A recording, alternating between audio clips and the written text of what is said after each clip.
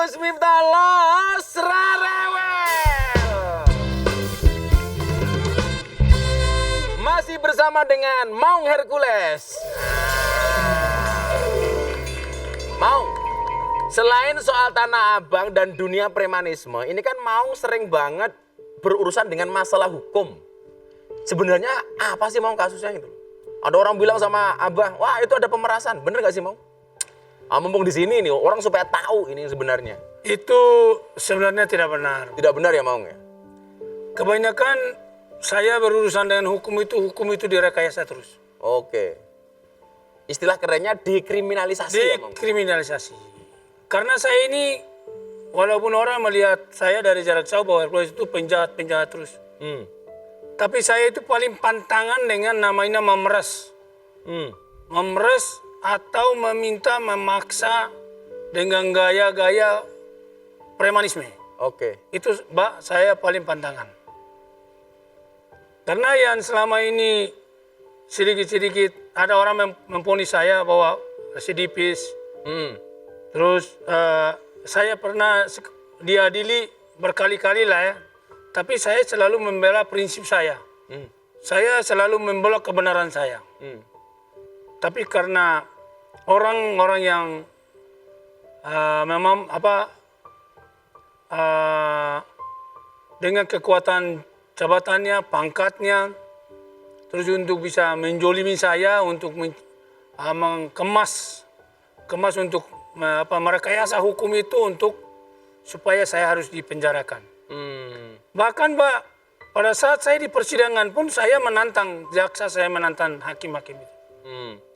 Saya bilang, Pak Jaksa, Anda menuntut saya sekian-sekian tahun, hanya dasarnya tidak ada. Tanpa dasar ya? Tanpa ada dasar. Dan korban yang Anda menghadapkan di sini, saya dituduh di pemeriksaan BAP saya pemerasan, tapi korban yang ditampilkan di persidangan, korban itu tidak ada yang mengenal dengan saya. Tidak ada yang pernah ketemu dengan saya. Kenal juga enggak? Kenal ya.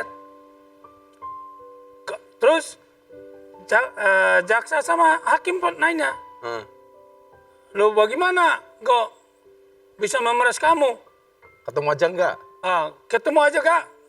Oh gak tahu. Terus kamu kenalnya di TV kenalnya. Kenalnya di TV loh. Kalau kenal di TV bagaimana mau memeras kamu? Bagaimana cara kasih duitnya? Oh tidak ada, kalau kita kenal di TV. Tahu Pak Hercules, tahu di TV. Kita ketemu masalah apa lagi, masalah uang itu enggak. Nah, saya menanya kepada jaksa, Anda menuntut saya sekian tahun ya. Dan Bapak Hakim ikut mendengar untuk nanti Bapak Hakim lah yang akan ketok palu itu. Iya. Saya bilang, karena saya ini sudah di situ dibaca di situ bahwa saya residipis, saya minta kepada jaksa atau hakim untuk mencari tahu tentang seorang Hercules saya dari mulai pos kepolisian dan Polsek sampai ke Polres sampai ke Polda Metro sampai ke Mabes Polri. Kalau ada indikasi-indikasi ada korban-korban yang mungkin saya memeras, saya memalak dengan cara-cara ini, saya minta kalau itu ada, saya minta hari ini saya diadili dan tidak usah lagi ada pembelaan segala macam, diputuskan jaksa tuntut hukuman seumur hidup, hakim putusin hukuman mati. Saya minta hari ini pun saya dieksekusi di depan situ buat contoh kepada masyarakat. Ini barangkali kan masyarakat penasaran nih. Anaknya Maung itu kan ada yang kuliah di Amerika, di California. Bahkan ada yang kuliah di Australia, di Melbourne dan di Canberra. Nah, pertanyaannya begini Maung, kok Maung banyak duit dari mana sih? Pekerjaannya apa? Orang bertanya-tanya barangkali. Bahkan kan kalau kita lihat di Subang, di mana-mana, di Sumedang, ada korban bencana di mana-mana, Maung itu bantu. Tidak hanya 1 kilo, 2 kilo, 5 truk sembako. Lah, Maung itu pekerjaannya apa? Kok duitnya banyak? Saya Pak, sedikit-sedikit, kecil-kecilan ada lah. Kecil-kecilan bro, kecil-kecilan. Apa aja Maung itu usaha yang dilakukan? Ya ada usaha perkapalan, Perkapalan. Terus apa lagi selain kapal Maung? kapal dan juga ada usaha-usaha pertanian dan juga ada usaha pasar juga. Dan saya ada di beberapa tempat perusahaan, saya bekerja di situ juga. Nah, dari situlah saya bisa menyekolahkan anak-anak saya. Ada yang pertama perempuan di Canberra, yang nomor 2 laki di California, Amerika, yang nomor 3 di Melbourne, Australia. Tuh. Seorang Hercules sadar pendidikan. Sampai anaknya kuliah di luar negeri. Kamu malah putus sekolah. Ini keren loh, Maung. Dan sekarang terakhir-terakhir apa justru melihat ini banyak banget kegiatan-kegiatan sosial Maung Hercules. Bahkan kemarin Ramadan, apa itu diundang untuk hadir santunan anak yatim 2 hari berturut-turut. Berapa Maung yang dihadirkan anak yatimnya? Anak yatim 1.500. 1.500. Besoknya lagi 2 pannya 2.500-an. 4.000 bro, 4.000. Hidup tuh ngasih malah kamu minta. Kita kan mengenal seorang Hercules ini sosok yang pemberani dan sangar. Pertanyaannya Maung sederhana saja. Sebenarnya ada nggak sih yang ditakutin sama Maung? Saya prinsipnya kita tidak usah takut dengan manusia. Wow. Selama kita benar. Karena apa? Mati hidup itu ada di tangan Allah Subhanahu wa Ta'ala. Bukan ada di manusia. Wow, dengerin. Kamu kalau di sini langsung sama Vivi begini, segera dibayar kalau nggak aku mati. Lah apa hubungannya? Di tangan Allah, bro. Tapi saya pesan sama kamu, secinta-cintanya kamu dengan Allah, tolong jangan berinisiatif menemuinya. Ya, bahaya, bro. Ntar kamu temui. Tahun 2006 menjadi babak baru nih bagi seorang Hercules. Kalau boleh tahu momen apa yang menjadi titik balik ingin meninggalkan dunia hitam? Jadi saya ambil itu untuk meninggalkan itu, untuk ya belajar lagi ke jalan yang baik, belajar lagi ke jalan yang lurus, untuk supaya apa yang selama ini saya jalan di dunia hitam, perbaiki pelan-pelan, karena Allah masih kasih kita sehat dan umur panjang. Mungkin Allah kasih kesempatan untuk kita memperbaiki langkah-langkah kita yang selama ini salah. Hitam belum tentu kotor, putih belum tentu suci. Buktinya apa? Kain kafan putih menakutkan, kain kiswah pembungkus Ka'bah hitam tapi menyenangkan. Wow. Nah pemirsa, kalau membahas mengenai bagaimana menemukan jalan menuju pertobatan, seperti tema kita saat ini, preman juga manusia. Rasanya kurang pas kalau tidak mengundang sosok dari preman pensiun satu ini. Orangnya di mana ya? Langsung saja kita panggilkan Mat Derajat alias Kang Komar. Mana orangnya ini?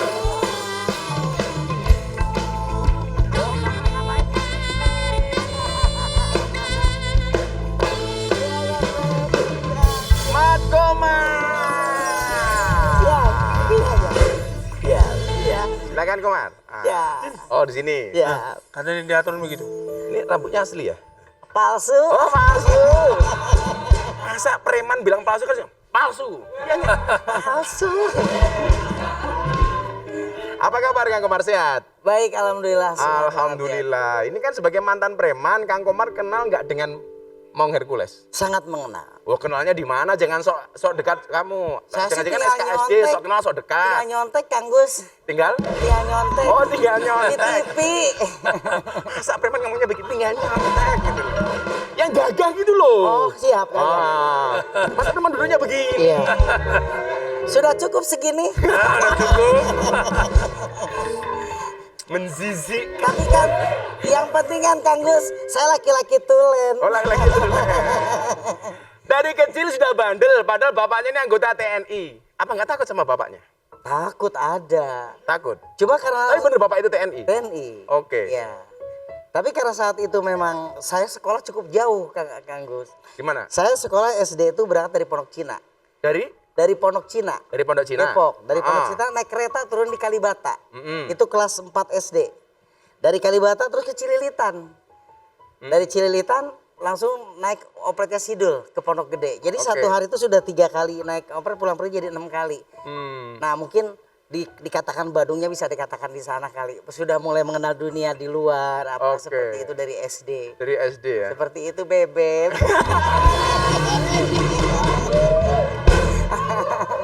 Dari tadi ngomong terus haus gak sih? Lumayan. Ini mana yang ngasih minum ini? Kita kan haus. Iya. Mana yang ngasih minum? Minum dong.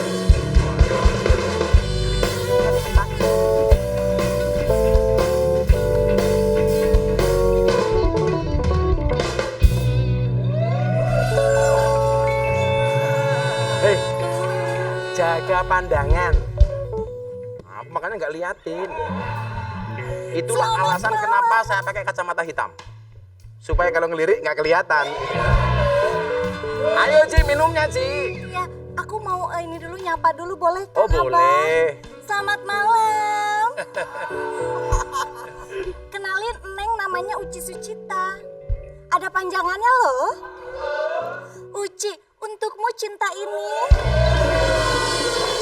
Sucita, Sucita yang selalu bersuka cita.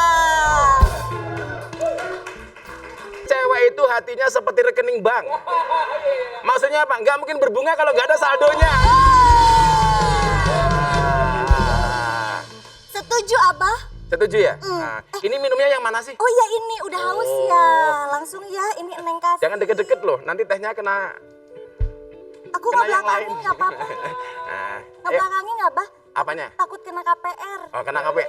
Apa itu KPR? Masuk Oh salah ya. Di sini. Aduh. Mau dikasih minum. Terima kasih. Ah. Ini kok ada ayang embeb sih? Betul kan? Kamu kenal sama Pucuk Suci? dicinta ulang pun tiba. Abah, tahu nggak? Ini dulu pernah ngebantuin aku pas lagi kecopetan. Kamu kecopetan? Iya, Terus yang dia bantuin apa? bantuin. Aku waktu itu kecopetan hati. Berarti yang nyopet kamu? Iya, habis hatinya ditaruh di luar, saya masukin lagi. Tapi penonton jangan salah loh. Kang Komar ini kan ganas gitu ya. Tapi sebenarnya hatinya itu Hello Kitty banget. Badan Rambo, hati Romeo.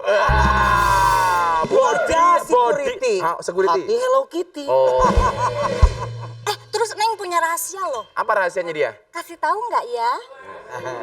Si Kang Komar ini takut sama sesuatu yang panjang, terus menusuk. Apaan? Tahu nggak? Nggak tahu, Panjang. jangan dibilangin dong Bebe. Kasih tahu ya. Abang kasih tahu ya. Apa tuh? Takut sama jarum suntik. Preman takut jarum ya. Beneran kamu takut jarum? Malu.